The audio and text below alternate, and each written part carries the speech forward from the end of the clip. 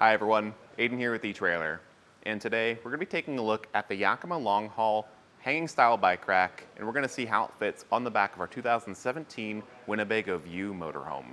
So the Long Haul is going to be an excellent option for your motorhome, and you probably noticed in the beginning I said it's a hanging style bike rack.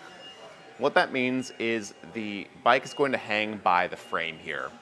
That's going to be a more entry-level option for bike racks because they tend to be at a bit more of an accessible price point, although there are some considerations to think about, like the bike compatibility. If you have a kid's bike or an alternative frame bike, you're probably going to need to pick up a bike adapter bar. It's essentially a piece that'll just go between the seat post and the handlebars and give you this nice flat attachment point that we're using on our road bike right now. And the other thing is, because we're making frame contact, I wouldn't advise carbon frame bikes on here just because you want to protect that frame, and hanging by it is not going to be great. And as far as weight capacity goes, this can support up to 37.5 pounds per bike and can hold up to 4 bikes, making this a really good option for, say, a family of 4, getting just some basic bikes to your destination at the campsite.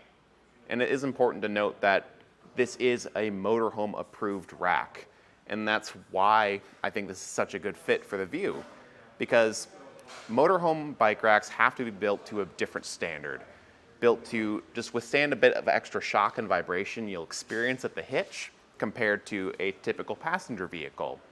So motorhome approved 4 bike racks are a bit rarer. So if you're looking for that and you need that kind of capacity, this is one of your only options. One thing to know with the bike still loaded is that you do get an integrated cable lock. So when your bikes are up here and you say maybe leave them at the campsite, or you're just driving around and make a stop at a gas station, you can feed this through all the frames and lock it to an integrated point at the end of the arms right next to Yakima's bottle opener.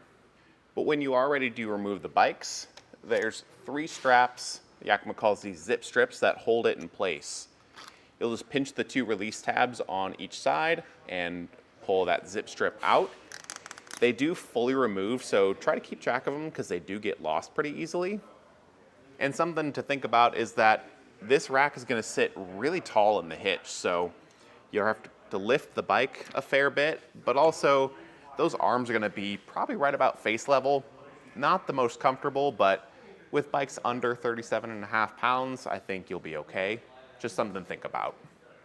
Now, a few compatibility things to think about with your motorhome is this back compartment. Because the bike rack's in the hitch, it's going to block that door partially, but we still get pretty decent access through here, just not fully open, so you might not be able to fit certain things in or out.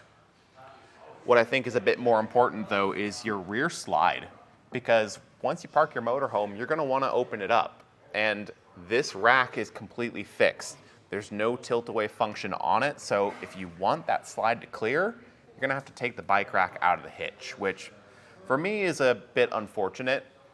Again, this is one of the few 4 bike racks that works with your motorhome, so you might consider this as an option.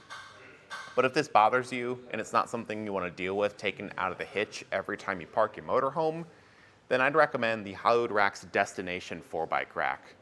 It's a platform style rack, and it's going to have much better clearances, not affect the slide at all, but it'll have a slightly lower weight capacity. Maybe something that's a concern, but I think more than anything, it's gonna work better with the motorhome, and it will work better with kids' bikes and alternative frame bikes, so you get some wins there too. If you decide though that this is the right one for you, you don't mind taking it out of the hitch, you'll probably wanna know how it fits on the motorhome. So I want to see, 1, how much length we're adding from the outermost point into the end of those arms. We're sitting around 36 inches. And we can fold those arms down for storage. There's a lever on the top to release them, so when the bikes are unloaded, we can save some space. And that's going to cut things down to only about 10 inches. So not too much added length there. There's plenty of room between the rack and the motorhome too, so I'm not worried about any sort of vehicle contact there. But it will partially obstruct the license plate down at the back, and that's really true for any hitch bike rack because of how close your license plate sits to that hitch. And then down at the hitch, you can see it's working with our 2" by 2" receiver tube, and it does come with a locking anti-rattle bolt. The anti-rattle is going to keep things really solid in that hitch, and especially because it's fixed right here, there's no pivot point, the rack's going to just be rock solid. So it's great for that stability. Not to mention that key is going to work for your cable lock up top as well. So personally, I really like the Yakima Long Haul. It's a really compact rack, so when it's not in the hitch, it's easy to store between uses, and it is a really solid bike rack. I think the downfall, though, is just the way it fits on the back of our View here.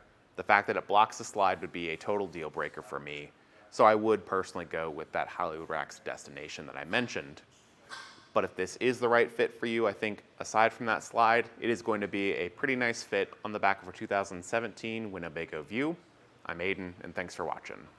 Now we're going to go ahead and take it on our test course. First, we'll start with the slaloms. This is going to show the side-to-side action. It's kind of going to mimic the movements that you'll see whenever you're driving down the road normally.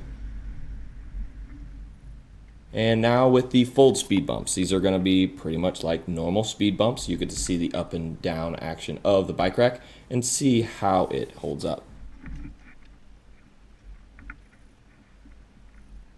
Now we'll have the alternating speed bumps. This is going to be more so like the uneven roads and some of that uneven terrain you might be traveling on.